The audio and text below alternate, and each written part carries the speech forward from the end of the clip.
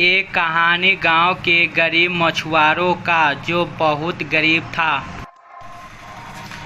गरीब मोहन रोज मछली पकड़ने जाता था और बाजार में बेचकर घर आता था। रोज मछली पकड़ता और खाता।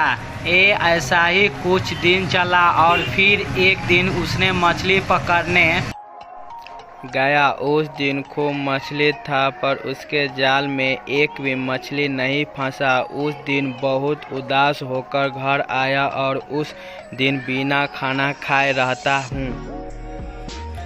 और फिर दूसरा दिन मछली पकड़ने जाते, पर उस दिन भी मछली एक भी उसके जाल में मछली नहीं फंसा। फिर वह उदास होकर घर आता है, लेकिन वह फिर भी हार नहीं मानता है और दूसरा दिन फिर वह मछली पकड़ने जाते हैं, पर उस दिन भी एक भी मछली नहीं फंसते हैं। 2 दिन से खाना नहीं खाने के कारण वह वहीं पर भूख के मारे रोने लगता है। तब कुछ देर के बाद पानी में से जिन बाहर आता है कि मछुआरा डर जाता है और भागने लगता है। तभी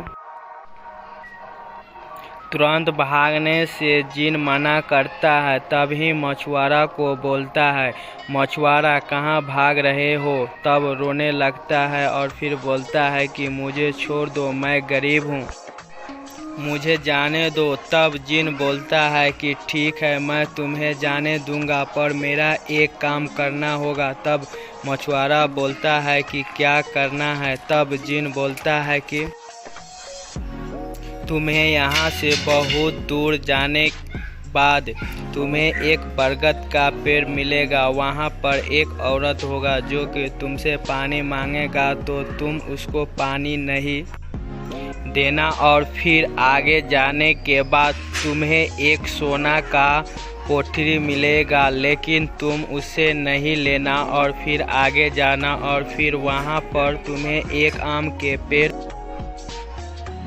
दिखेगा, उसके नीचे एक आम गिरा होगा, तुम उसे लेकर आना, पर उस आम को खाना नहीं। और फिर वह लाकर पानी में आम का रस डाल देना। उसके बाद देखना इसमें सोने का मछली मिलेगा और फिर इसे लेकर बाजार जाकर बेच देना और उस पैसा से ज़रूरत का सामान लेना और पैसा का गलत तरीके से उपयोग मत करना। और फिर वह आम लाने जाने लगता है और जिन गायब हो जाता है। और जाने के बाद वही औरत दिखता है और उसने मछुआरा से पानी मांगती है और फिर मछुआरा के उस औरत पर दया आता है, तो उसने पानी लाकर देता है।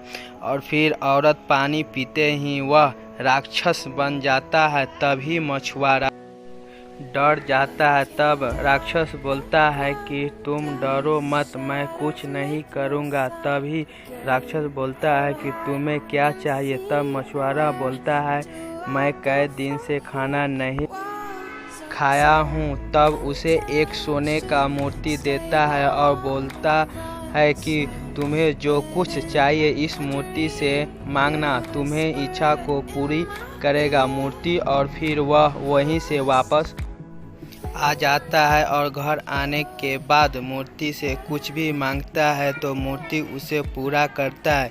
उसे आगे की कहानी सुनने के लिए कमेंट में बताएं।